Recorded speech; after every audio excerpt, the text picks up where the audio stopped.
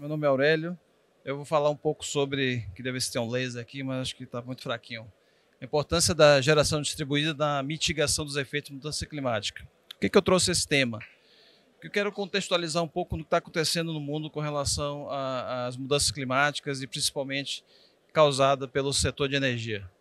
Então a gente não pode esquecer que todos nós habitamos esse planeta aqui e que todas as descargas atmosféricas que a gente faz no planeta, vou falar um pouco da empresa, mas eu vou passar direto, porque eu sempre fico de olho no tempo aqui, mas eu sou da NSC Energia, a gente trabalha com várias coisas lá, depois eu falo um pouco mais se der tempo.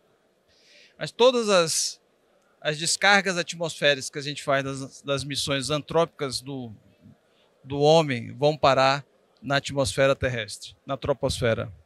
E a troposfera, ela tem 80% do peso de toda a atmosfera.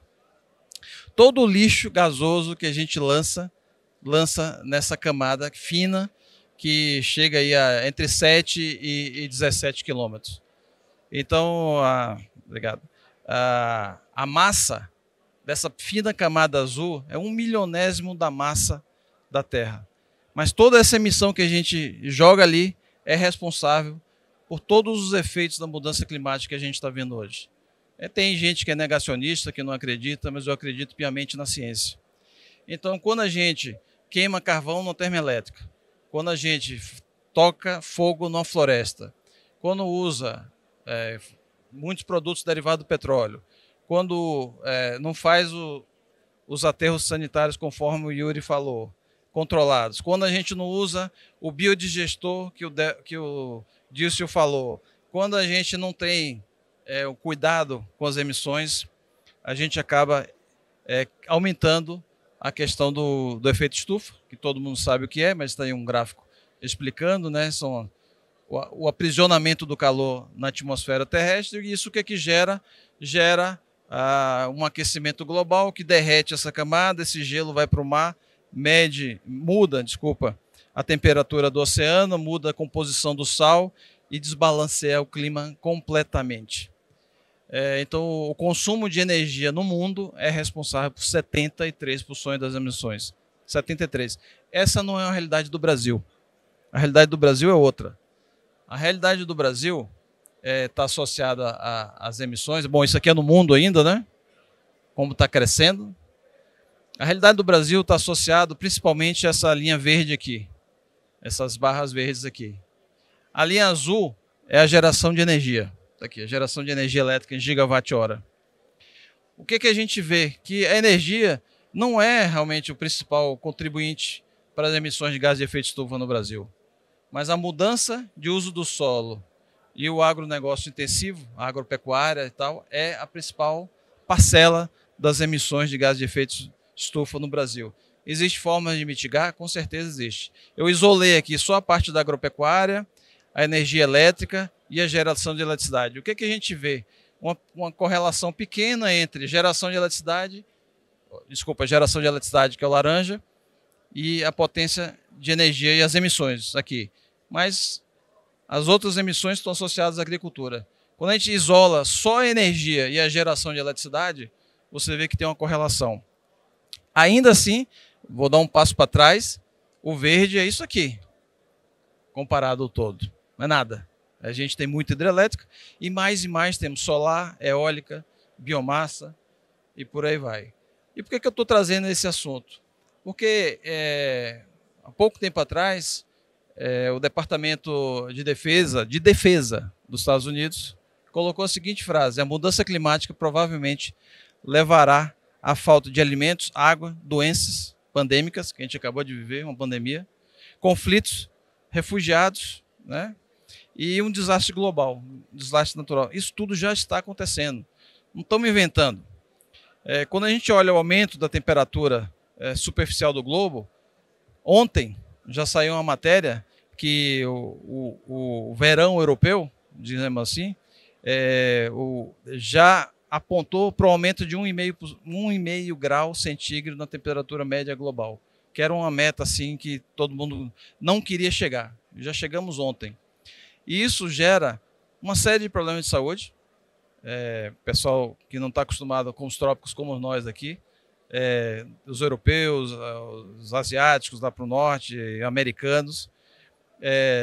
O conteúdo de temperatura sobe globalmente aí no oceano. Quando é que acontece isso? Quando aumenta a temperatura, o que é que acontece?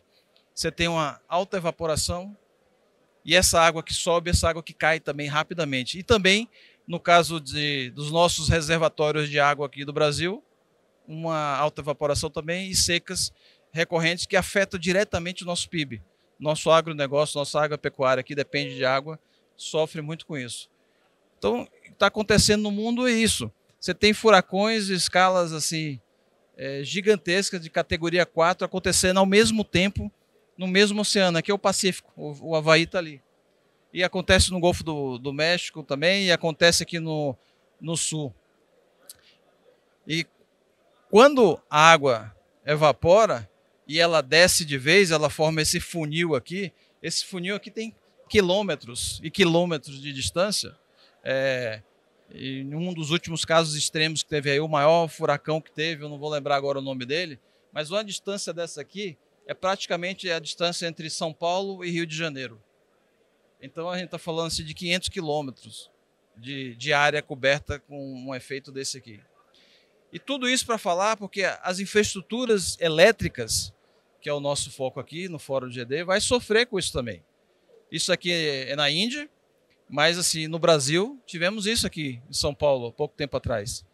E isso vai acontecer de novo, porque esse movimento é cíclico e cada vez pior.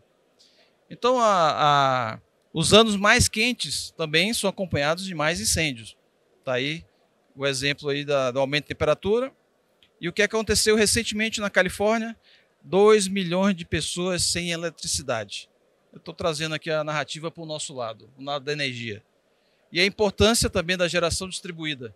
Que se essas pessoas tivessem painéis solares com armazenamento, com baterias, por exemplo, eles talvez não tivessem tão dependentes da rede e poderiam estar mantendo o seu serviço energético.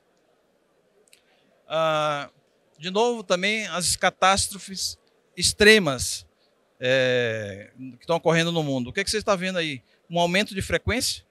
Eu não estou me pegando muito a data, porque ele está aqui até 2016. Todos esses dados aqui foram uma compilação feita pelo presidente Al Gore, o ex-vice-presidente americano, Al Gore. Ele tem uma ONG, do qual eu fiz um treinamento com ele. Mas o que a gente está acompanhando aqui? Uma tendência.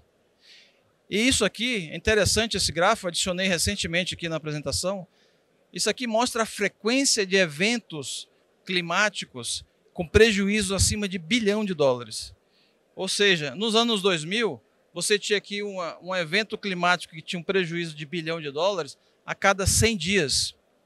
Agora, nos anos 2020, a cada 20 dias, a gente tem um evento climático global com prejuízo de bilhões de dólares acontecendo. Seja seca, seja inundação, aqui na Índia, onde quer que seja, isso está acontecendo. Então, o que a gente está vendo aqui? Um aumento de frequência de dias, uma proximidade cada vez maior entre eventos climáticos. Ou seja, vai chegar um tempo que todo dia a gente vai ter uma notícia ruim dessa na mídia. E aí acontece algo como isso. Assim, as geleiras estão indo embora, a massa de gelo caindo, essa água doce vai para o mar, dilui, muda as correntes marítimas, muda todo o comportamento climático. Isso aí é em Miami, isso não é água de chuva, é água do mar que está subindo. E Miami vai ser uma das cidades que vai ter o maior prejuízo financeiro no mundo por conta da mudança climática. Em termos de pessoas, óbvio, os países em desenvolvimento mais pobres vão sofrer mais, aqui os 3 primeiros aqui, né? Mas você está chegando aqui também, Miami está por aqui. Mas quando bota em dinheiro, porque a infraestrutura aqui é cara, Miami é o número 1. Porque qualquer metro quadrado lá é uma fortuna. Então você já tem ali Nova York, você tem outra cidade grande aqui, Tóquio, Hong Kong. Prejuízos estão chegando aí. E tudo isso estou correlacionando com energia. Esse gráfico aqui mostra exatamente os eventos climáticos, né? Hidrológico, climático, meteorológico, e ver como está aumentando o número de cidades impactadas por isso. E, de novo, por que eu estou trazendo esse assunto? Porque esse assunto está associado com o ser humano, a forma como a gente habita o planeta, como a gente consome energia, como a gente produz alimento, como a gente se previne de doenças. Então, cada vez mais as doenças vão se espalhar, as doenças tropicais vão migrar de um continente para o outro, vão subir na escala para climas mais temperados. Isso só vai fomentar mais pandemia e mais doenças e por aí vai. Então, é um cenário pessimista nesse momento, mas é realista também. Então, nesse século, a gente está arriscando a perder 50% de toda a espécie que habita o planeta, né? E tudo sendo atribuído ao custo do carbono. Mas o custo do carbono, ele não quantifica todas essas questões que estão aqui no quadro.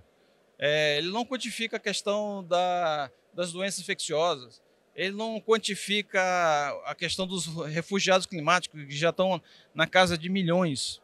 E não é 2 milhões, não, são 400, 500 milhões de pessoas que vão ser refugiadas climáticas nessa década. E por aí vai. Bom, temos a solução, precisamos mudar, sim, a gente tem essa solução. E qual é essa solução? Na parte de energia, é a energia renovável. Como eu disse, 75% das emissões estão associadas à queima de combustível fóssil. E os números são alarmantes. Assim, a meta, eu vou voltar aqui os slides, assim, a capacidade eólica no mundo era para chegar em 30 gigas em 2010, foi 16 vezes maior. Agora, recentemente, acho que eu estou repetindo o slide, vamos ver. Isso. Em 2021, esse número foi de 837 gigawatts, quase 1 terawatt de capacidade instalada.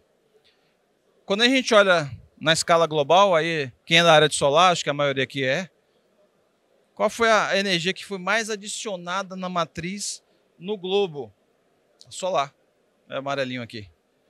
Então, assim, se eu olhar assim, qual é a fonte de energia que está mais crescendo no mundo, é a geração solar. Tudo bem, a dizer que cadê a eólica? Aqui, a eólica tem uma capacidade maior, mas a fonte solar é muito mais democrática, muito mais distribuída. Está acontecendo cada vez mais em uma velocidade muito maior que a eólica. E, de novo, cada hora de energia solar que incide no planeta é suficiente para abastecer a humanidade inteira por um ano.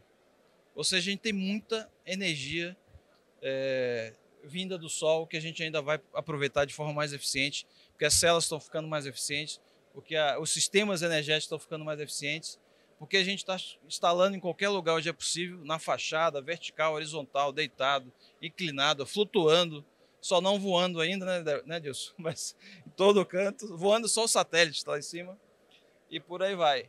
E também no sistema isolado, são todos os projetos que eu tive o prazer de participar, exceto esse aqui. Aqui é terra indígena, Roraima, uma mini rede aqui, eólica, solar, enfim, várias tecnologias, que a solar é bastante democrática. Bom, a energia solar também, o mercado de energia, a expectativa era de 1 giga até 2010, aumentou 17 vezes, em 2016 aumentou 16 vezes, e globalmente já tem 1 tera de instalado. O Brasil instala aí uma média de quase 1 giga a cada 20 dias. Era impensável isso. Eu comecei a trabalhar com solar na década de 90. O primeiro módulo que eu peguei e instalei em 1992. E o watt-pico lá custava $10 o watt-pico. Hoje a gente já compra, acho que é o próximo slide. Não, isso aqui é absurdo. É só para mostrar o mercado chileno. Quando você tem regulação, política pública, financiamento, é isso que acontece com o mercado. A barra está crescendo ainda. Isso aqui é no Chile e ainda é maior do que isso, tá? O mercado chileno hoje mostra como é possível avançar, mas lá é geração centralizada. E aqui está, quando eu comecei a trabalhar com energia solar, instalei meu primeiro módulo, era na faixa de $10 o watt-pico. Hoje, a gente já compra aqui a $0,16, $0,20 o watt-pico.